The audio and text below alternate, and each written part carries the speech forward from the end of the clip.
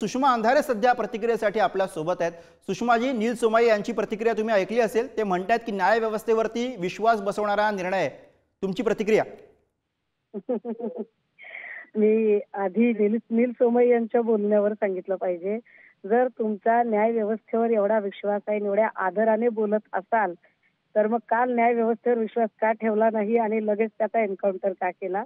दुसरा मुद्दा, 15 दिवसाची शिक्षा करो की 1 महिन्याची शिक्षा करो, शिक्षा झाली हे आमच्या दृष्टीनं महत्वाचं, असं जर नील सोमय्या यांचं म्हणणं असेल, तर मग अमित शहाला जी तडीपारीची शिक्षा झाली ती पण शिक्षा मान्यच करावी लागेल की नाही? मग ती तडीपारीची शिक्षा नंतर रद्द झाली का नाही झाली तो नंतरचा भाग राहिला, पण अमित शहा तडीपार झाले होते याच्यावर काय म्हणणं असेल बरं नीलजी, तुम्ही बोलताय का? आता येऊ कोर्टाकडे, आता येऊ कोर्टाच्या निर्णयाकडे।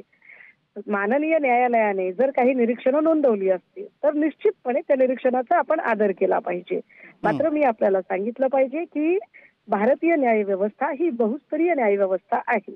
समजा प्रथम स्तरावरच्या न्यायालयाने जर काही म्हटलं असेल की या सगळ्या प्रकरणामध्ये काही निरीक्षणं आहेत, तर निश्चितपणे आमच्याकडून अनावधानाने काही त्रुटी राहिल्या असतील, काही बाजू मांडायची राहून गेली असेल, एखाद पेपर कमी पडला असेल, तर वरच्या न्यायालयामध्ये आम्ही अजून ताकदीने अभ्यास करून आणि त्या सगळ्या त्रुटींची पूर्तता करून ती बाजू नव्याने मांडू।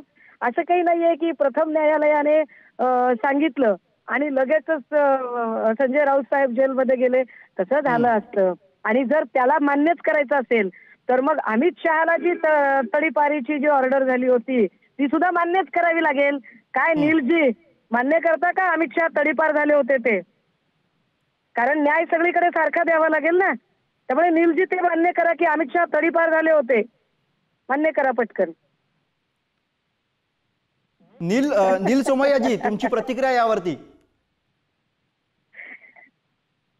बरं, बहुतेक नील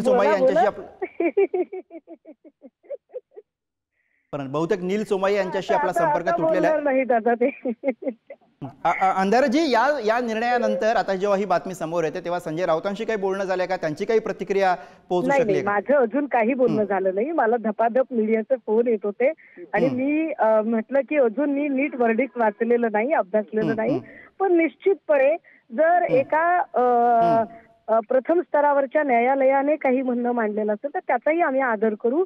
परंतु असं नाही की आपल्याला सुप्रीम कोर्ट हे अभिलेख न्यायालय आहे, लक्षात घ्या, आणि मध्ये अनेक स्टेप आहेत, त्यामुळे त्यापेक्षा वरिष्ठ न्यायालयाकडे आम्ही आमची बाजू मांडू आणि आमचं म्हणणं काय आहे ते पूर्ण करू।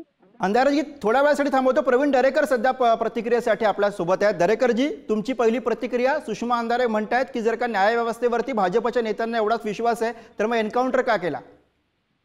मला वाटतं आमच्या बहीण सुषमाताई अंधारे यांची सोयीची प्रतिक्रिया असते। आता एन्काउंटरच्या संदर्भात उच्च न्यायालयाने निर्णय दिला, त्या संदर्भात तुमची भूमिका, आणि मग त्याच्यावर पण सुप्रीम कोर्ट आहे ना। जर तुम्हाला हे असं वाटतं की प्रथम न्यायालय आहे, परंतु न्याय व्यवस्थेचा कुठलाही टप्पा असो, जेव्हा न्यायालय एखादा निर्णय देते त्याच्यावर आपण गांभीर्यानं घेतला पाहिजे, कारण आपण न्यायालयाला मानतो।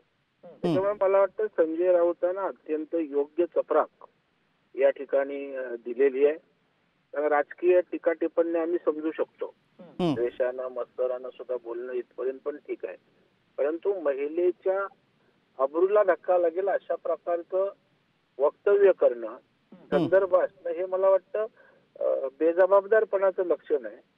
अशा प्रकारे बेताळ, निराधार आणि बेजबाबदार वक्तव्य करणाऱ्यांना कुठेतरी चाप लागणं आवश्यक आहे। आणि मला वाटतं म्हणून कोर्टानं योग्य अशा प्रकारचं दंड किंवा शिक्षा त्या ठिकाणी ठोठावली। याच्या मागचा उद्देश की बाबा अशा प्रकारची वक्तव्य करताना तारतम्य बाळगा, कारण शेवटी महिला ह्या कुठल्याही असल्या आपल्या बहिणी, आपल्या आया आहेत, त्याच्यामुळे सगळ्यांनीच या सर्व निर्णयातनं बोध घेण्याची आवश्यकता आहे आणि आपल्या राजकीय किंवा सामाजिक जीवनामध्ये अशा पद्धतीनं आपल्याला चांगली वक्तव्य करणं किंवा महिलांचा आदर करणं, अशा प्रकारचं वागण्याचा एक प्रकारचा संदेश आणि सल्लाच कोर्टाने दिलाय। मला वाटतं योग्य अशी चपराक त्या ठिकाणी संजय राऊतांना न्यायालयाच्या माध्यमातून मिळाली असं वाटतं। बरं, धन्यवाद दरेकर साहेब आणि सुषमाताई या प्रतिक्रियांसाठी। Thank you.